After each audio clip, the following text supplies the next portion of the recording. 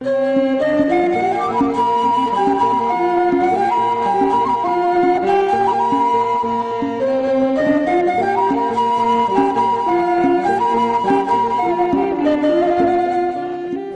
ሉቃስ ምዕራፍ 5 ቀዳሞት ደቀ መዛሙርቲ ቁጥሪ 1 ኮነ ድማ ብዙሓት ህዝቢ እናተደፍእዎ ቃል አምላክ ሰምዑ ከለው ንሱ አጣ ባሕሪ ጌንሳሬጥ ደው ኢሉ ነበረ።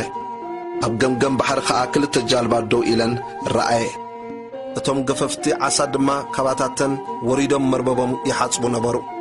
ካብተን ጀላቦ ኣብ ሓንቲ ናይ ስምዖን ዝነበረት ኣትዩ ካብ ምድሪ ቁርብ ኣርሕቕ ከብል ኣለመኖ። ኣብታ ጃልባ ተቐሚጡ ድማ ነቶም ህዝቢ ይምህሮም ነበረ።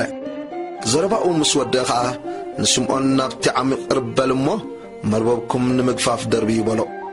ስምዖን ከዓ መምህር ለይቲ ብምልእታት ጽዒርና ዝሓዝና የብልናን በኣልካ ግና ነዚ መርበብ እድርብዮ ኢሉ መለሰሉ። እዚ ምስ ገበሩ ኣዝዩ ብዙሕ ዓሳ ሓዙ። እቲ መርበቦም እውን ተቐድዐ።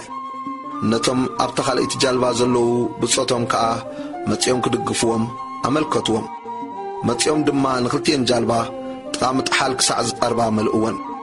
ስምዖን ጴጥሮስ እዚ ምስ ረአየ ንሱ ብዛዕባ እቲ ዝገፈፍዎ ምግፋፍ ዓሳ ኣዝዩ ስለ ዝሰንበደ እቶም ምስኡ ዘለዉ ኩሎምን ያዕቆብን ዮሐንስን ደቂ ዘብዴዎስ ሰብርኩ ዝነበሩን ድማ ከምኡ ስምዖን ጐይታይ ኣነ ሓጥእ ሰብ እየ እሞ ካባይ ርሓቕ እናበለ ኣብ ብርኪ ኢየሱስ ተደፍአ።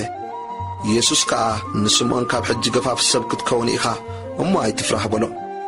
ጀላቦኦም ናብ ምድሪ ኣውፂኦም ንኹሉ ሓዲጎም ሰዓብዎ።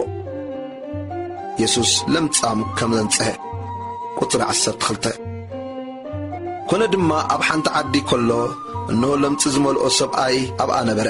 ኢየሱስ ምስ ረአዮ ብገጹ ተደፊኡ ጐይታይ እንተ ትፈቱስ ከተንጽሐኒ ትኽእል ኢኻ ኢሉ ለመኖ። ኢየሱስ ድማ ፈትያ ኣለኹ ንጽሕ ኢሉ ኢዱ ዘርጊሑ ተንከዮ። ብኡቡ እቲ ለምጽ ሓደጎ። ንሱ ከዓ ኪድ ርእስኻ ንኻ ናርኢ ስለዚ ነጻሕካ ድማ ምስክር ምእንቲ ክኾኖም ከምቲ ሙሴ ዝኣዘዞ መስዋዕቲ ሰውእ እምበር ንሓደ እኳ ኣይትንገር ኢሉ ኣዘዞ። ብዛዕባኡ ድማ ኣዝዩ ወረ ወፀእ። ብዙሓት ህዝቢ ከዓ ክሰምዕዎን ካብ ሕማሞም ክሓውዩን ናብኡ ተኣከቡ። ንሱ ግና ናብ በረኻ እናግለሰ ይጽሊ ነበረ። ኢየሱስ ሓደ መጻጉዕ ከም ዘሕወየ ቁጥሪ 17 ኮነ ድማ ሓንቲ መዓልቲ ንሱ ክምህር ከሎ ካብ ኩሉ ዓድታት ገሊላን ይሁዳን ኢየሩሳሌምን ዝመጹ ፈሪሳውያንን መምሃራን ሕግን ተቐሚጦም ነበሩ። ሓይሊ እግዚአብሔር እውን ንምሕዋይ ምስኡ ነበረ። እንሆ ድማ ሰባት መጻጉዕ ሰብኣይ ብዓራት ጼሮም ኣምፁ።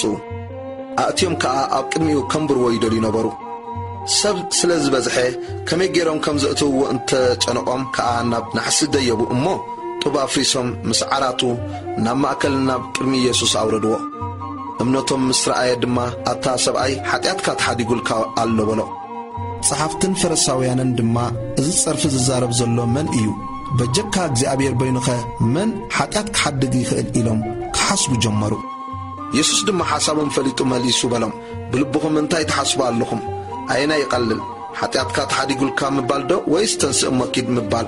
ንወዲ ሰብ ኣብ ምድሪ ሓጢኣት ክሓድግ ስልጣን ከም ዘለዎ ምእንቲ ክትፈልጡ ግና ነቲ መጻጉዕ ተንስእ እሞ ዓራትካ ልዒልካ ናብ ቤትካ ኪድ እብለካ ኣለኹ በሎ። ብኡብኡ ንሱ ኣብ ቅድሚኦም ብድድ ኢሉ ነታ ደቂሱላ ዝነበረ ዓራት ኣልዒሉ ንኣምላኽ እናመስገኖ ናብ ቤቱ ኸደ። ኩሎም ሰንበዱ ንኣምላኽ እውን ኣመስገንዎ እሞ ሎምስ ጉሩም ነገር ርኢና ኢሎም ፍርሃት መልኦም። ማቴዎስ ዝተባሃለ ለዊ ከም ዝተጸውዐ ቁጥሪ 27 ድሕርዚ ድማ ወፀ ለዊ ዝበሃል ተጋዊ ኣብ በሪ ተጎ ተቐሚጡ ረአየ እሞ ሰዓበኒ በሎ። ተንስኡ ከዓ ንኹሉ ሓዲጉ ሰዓቦ። ለዊ ድማ ኣብ ቤቱ ዓብዪ ምሳሕ ገበረሉ። ብዙሓት ተገውቲ ካልኦትን ምሳታቶም ኣብ ማኣዲ ተቐሚጦም ነበሩ። ፈሪሳውያንን ጸሓፍቶምን ድማ ንደቂ መዛሙርቱ ስለምንታይ ከምስ ተገውትን ሓጣንን ትበልዑን ትሰትዩን ኣለኹም ኢሎም ኣዕዘምዘሙሎም። ኢየሱስ ከዓ ንሓኪም ሕሙማት እምበር ጥዑያት ኣይደልይዎን እዮም፣ ንሓጣን ናብ ንስሓ እምበር ንጻድቃን ክጽውዕ ኣይመጻኹን ኢሉ መለሰሎም። ብዛዕባ ጾም ዝቐረበ ሕቶ ቁጥሪ 33 ንሳቶም ድማ ደቂ መዛሙርቲ ዮሐንስ ብዙሕ ሰዓት ይጾሙ ጸሎቱን ይገብሩ። ደቂ መዛሙርቲ ፈሪሳውያን እውን ከምኡ ደቂ መዛሙርትኻ ግና ይበልዑን ይሰትዩን በልዎ። يسوس كان سخطكم دو نعرخ مرعوي اتمرعوي مساطتهم كله كتتموهم يكالكم إيو جناخ اتمرعوي كباتاتهم زوسدلن معتات كمتعين أمو بتن معتات تين شعو كتصومي إيوم بلم مسلا دما مسللم قراص حدش علبا أبلاي كدان زلقب يلبون انت زي كونس اتحدش ملقبا نتبلاي يقدو اتحدش قراص مستبلاي هايلا قبن إيو نحدش وينون أبح أرقوتي أحربتي زعرقو يلبون انت زي كونس اتحدش ويني نتا أحربتي يقدو نسون يفسس أحربتي دما يبلاشو نحدش وينس أبحدست أحربتي دا يعرقو كلتي كاير نبو كرامي وين ستيو كرامي يحيش يبل انبر حدش وين زدل يلبون